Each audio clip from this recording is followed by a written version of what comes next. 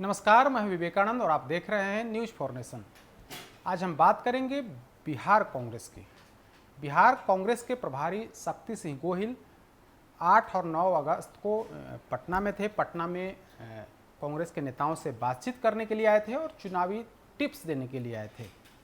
दरअसल शक्ति सिंह गोहिल जब 6 अगस्त को राहुल गांधी के साथ बैठक थी कांग्रेस नेताओं की, उस बैठक में कई नेताओं ने स्पष्ट तौर पर कहा कि बिहार में राजद जो है हमेशा कांग्रेस को धोखा देने का काम करती है। उसके बाद अगले 2 दिनों के बाद शक्ति सिंह गोहिल पटना पहुंचते हैं और पटना पहुंचने के साथ ही वे यह कह करके सनसनी फैला देते हैं कि बिहार में महागठबंधन के भीतर कोऑर्डिनेशन कमेटी की पर बात जो है वो बन गई है। 8 तारीख को पटना एयरपोर्ट पर यह कहते हैं कि कोऑर्डिनेशन कमेटी बन गई है। दिल्ली में बैठक हुई थी और बैठक में तमाम जो गठबंधन के सहयोगी दल हैं उनके नेताओं ने उस पर सहमति दे दी है। अगले दिन 9 अगस्त यानी कल जब वे शहीद स्मारक पर पुष्प अर्पित करने जाते हैं, वहां भी मीडिया से बातचीत में स्पष्ट तौर पर कहा कि बिहार में कोऑर्डिनेशन कमेटी जो है वो बन गई है।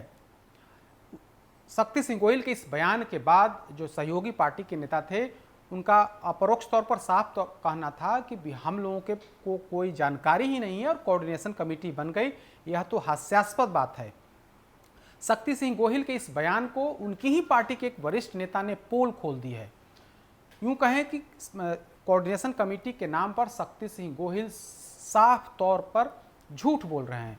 हम ऐसा इसलिए कह रहे हैं क्योंकि कांग्रेस पार्टी के वरिष्ठ नेता और बिहार कांग्रेस के पूर्व अध्यक्ष अनिल शर्मा ने ट्वीट करके स्पष्ट तौर पर कहा है कि बिहार में कोऑर्डिनेशन कमेटी बननी चाहिए।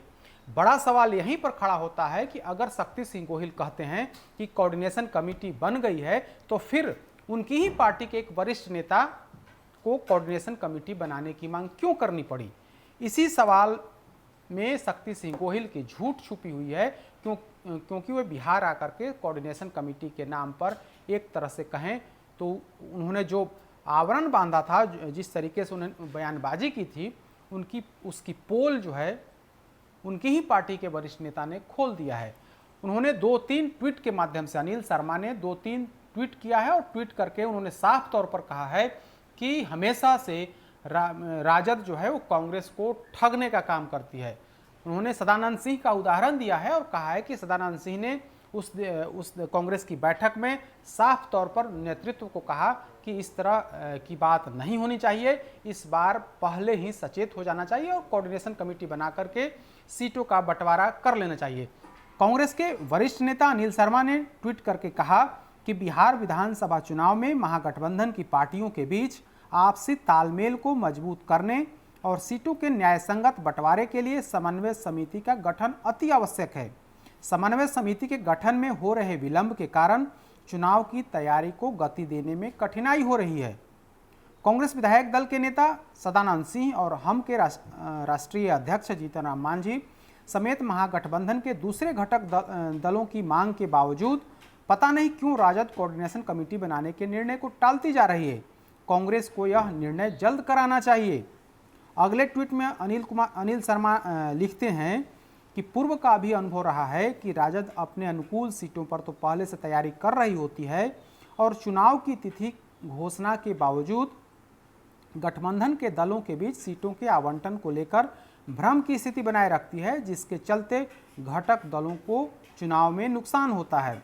मतलब साफ है कि पार्टी के वरिष्ठ नेता को ही कोऑर्डिनेशन कमेटी गठन के बारे में जानकारी नहीं है। तो यूं कहें कि शक्ति सिंह गोहिल सिर्फ और सिर्फ बिहार में आकर के कोऑर्डिनेशन कमेटी के नाम पर सफेद झूठ बोल रहे हैं।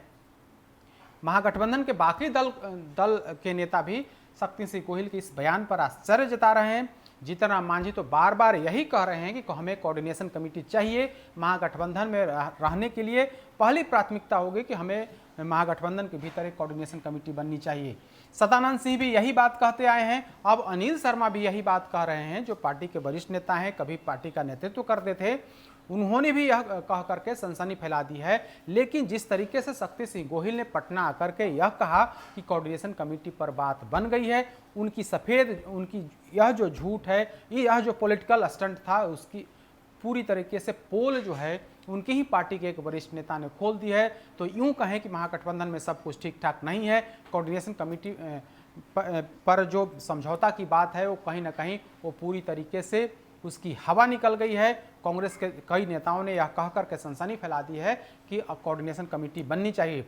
तो शक्ति सिंह गोहिल आखिर जब कोऑर्डिनेशन कमेटी बन गई है तो फिर आप ही की पार्टी के नेता ऐसा क्यों कह रहे हैं, यह बड़ा सवाल है।